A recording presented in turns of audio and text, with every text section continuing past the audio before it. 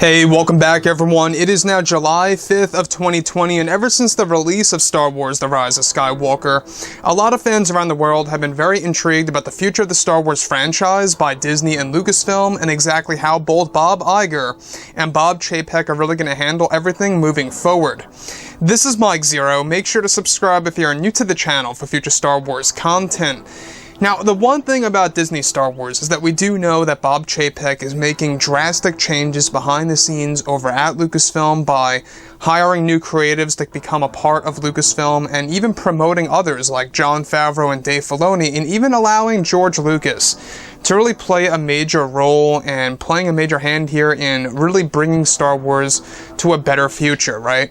So, thankfully, Kathleen Kennedy no longer has creative control, at least for the most part, except for those two Star Wars TV shows on Disney+. Besides that, Kathleen Kennedy will not be involved with this new expanded universe.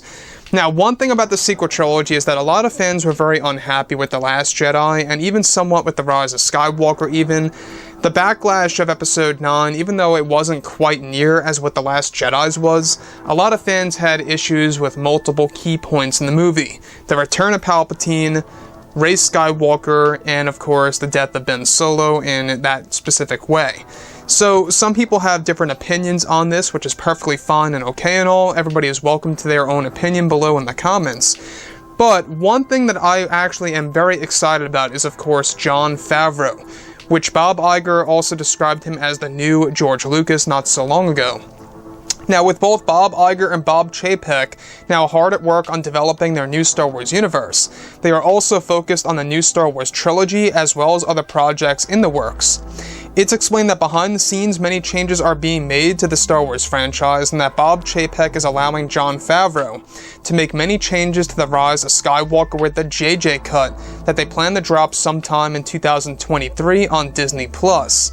Now, it's noted that Jon Favreau plans to change the story of Rey's parents and make the father of Rey an actual son of Palpatine rather than just a clone through gene splicing that made him the son of Palpatine through cloning. Favreau is said to want to simplify the story a bit when it comes to Episode 9, and actually create an authentic reason as to why it's even called The Rise of Skywalker. Favreau will play a major role with the JJ cut adding to the current canon, as well as erasing the Rise of Skywalker canon in multiple ways. Not just that, but also Favreau is set to actually set writing parts of the canon material that will explain that Ben Solo became one with Rey, and that this will be his way to make her into a literal Skywalker, with Ben Solo's spirit becoming a part of Rey for the rest of her life. This is described to make Rey more a Skywalker than a Palpatine by the very end of the film. Favreau also wants to create a real reason as to why the film was called The Rise of Skywalker, and that Favreau was upset with the way The Rise of Skywalker even turned out after the reshoots by Kathleen Kennedy.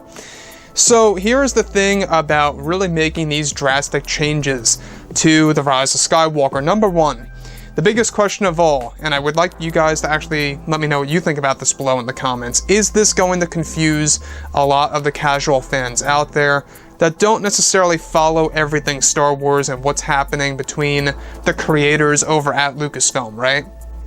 Is this going to be a confusing mess for the casual fans? I, however, believe it may very well be, because let's face it, a lot of fans still don't know the fact that Palpatine in Episode 9 is a clone. That was only revealed in the official novelization, which, honestly, I can't understand why they couldn't decide to just do that right from the get-go, but we do know the reason why, actually, is because, well, Kathleen Kennedy wanted to retcon specific key elements of The Rise of Skywalker, and it just created a mess during production.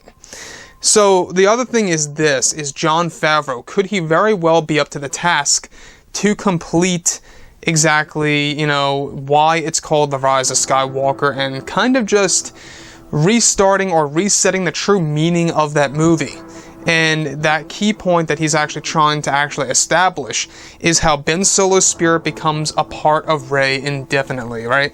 Pretty much permanently a part of Rey on the world of Tatooine, and during her time of rebuilding the Jedi and the Jedi Order, is that Ben Solo will be a part of Rey, and this is going to connect to the new Skywalkers that are going to be introduced, dubbed as Kira and Zane Skywalker, which will be modeled and inspired from Cade Skywalker and, of course, Jaina Solo. That's going to be Disney's version of those characters reworked into this new timeline in a post-Episode 9 era.